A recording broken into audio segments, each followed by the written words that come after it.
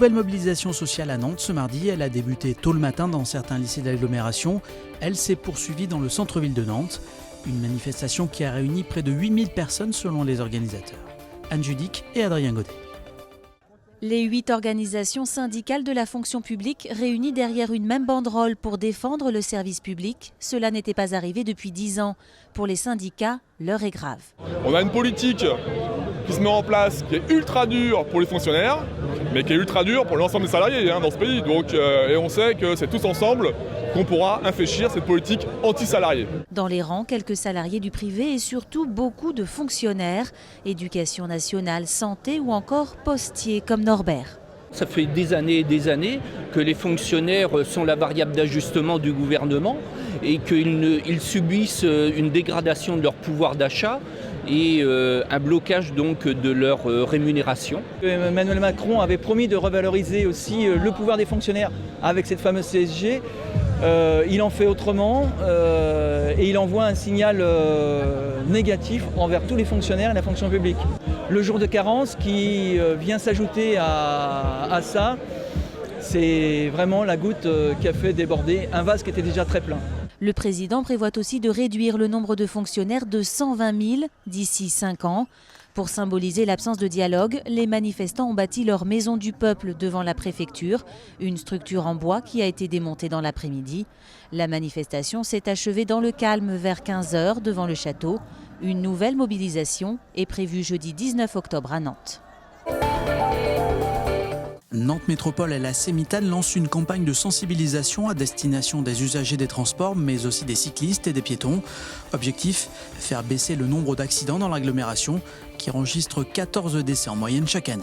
Jean-Michel Laga.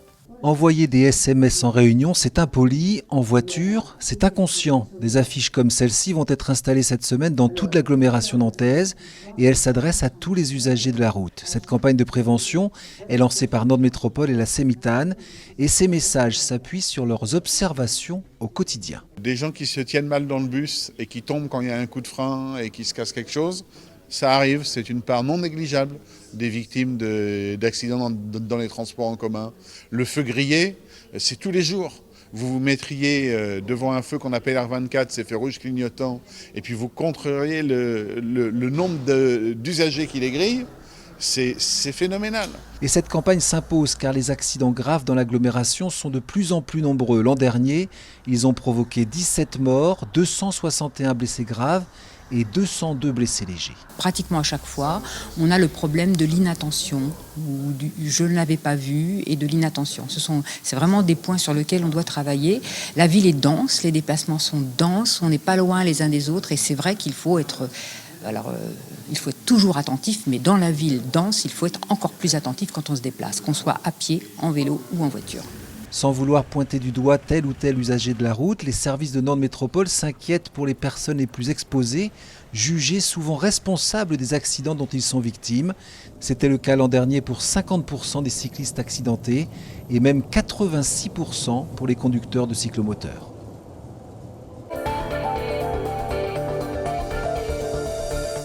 Le FC Nantes soigne ses supporters. Le club a décidé de leur offrir la place au stade pour le déplacement à Bordeaux dimanche. Une offre réservée aux 1000 plus rapides. Le site du FCN a du coup été pris d'assaut ce mardi. Une façon de remercier le public nantais classé second au classement établi par la Ligue de football. La rencontre entre Bordeaux et Nantes aura lieu dimanche à 15h en Gironde. Le jeune demi-centre du HBC Nantes, Romain Lagarde, vient d'être appelé pour la première fois avec l'équipe de France. Une sélection qui récompense un excellent début de saison. Cyril Dumoulin, Nicolas Clerc et Olivier Nocas sont également partie du groupe français qui disputera la Golden League au Danemark fin octobre.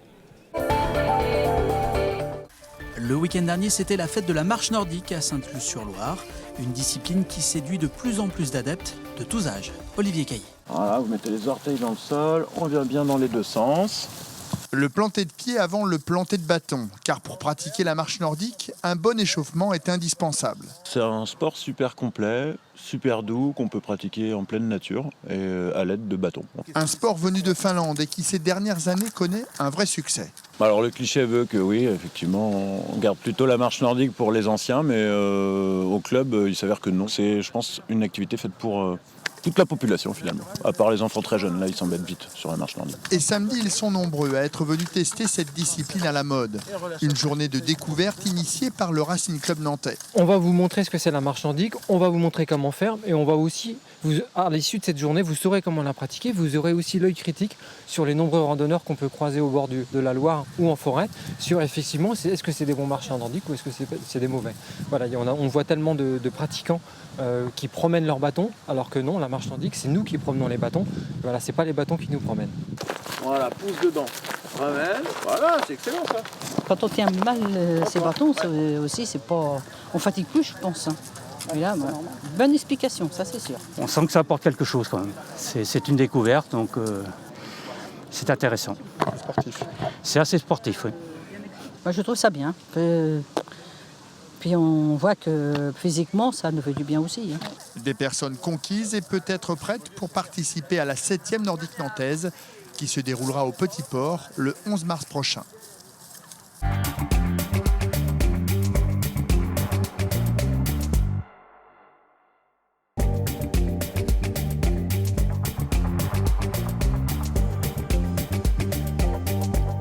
Ce sont 2 week-ends.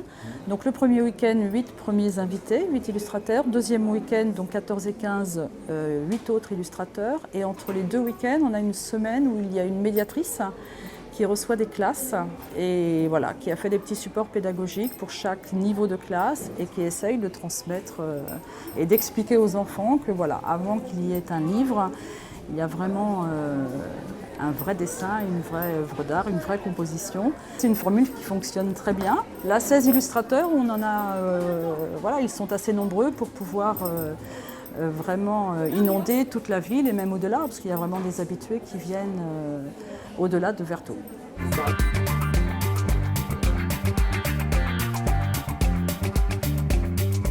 Donc déjà, c'est une première approche de la lecture et c'est de montrer aux enfants qu'avant un livre illustré, un album jeunesse, il y a vraiment une vraie œuvre d'art.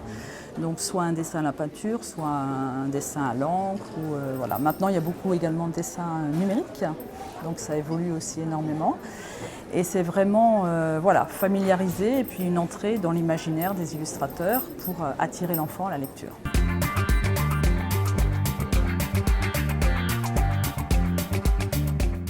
Donc le métier d'illustrateur est un métier de dessin. Donc a priori, on nous demande de réaliser des images sur un texte. Donc l'éditeur nous sollicite car il a déjà sélectionné un texte. Et nous, illustrateurs, on va devoir faire des images sur ce texte. Je dessine encore beaucoup à la main, avec du crayon de couleur noire ou du feutre pinceau. Et après, je scanne mes dessins et je les mets en couleur par informatique. On a tous des techniques un peu différentes, mais voilà. Je crois que la première chose, c'est de vraiment s'approprier le texte, donc lire, relire et relire. Et après, si possible, laisser reposer tout ça. C'est vrai que quand on démarre dans ce métier, parfois, on est compressé par le temps et on n'ose pas dire qu'on a besoin de temps.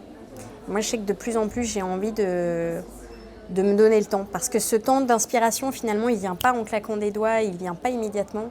Il vient parce qu'on laisse un peu poser, les idées arrivent parce qu'il y a du temps, etc.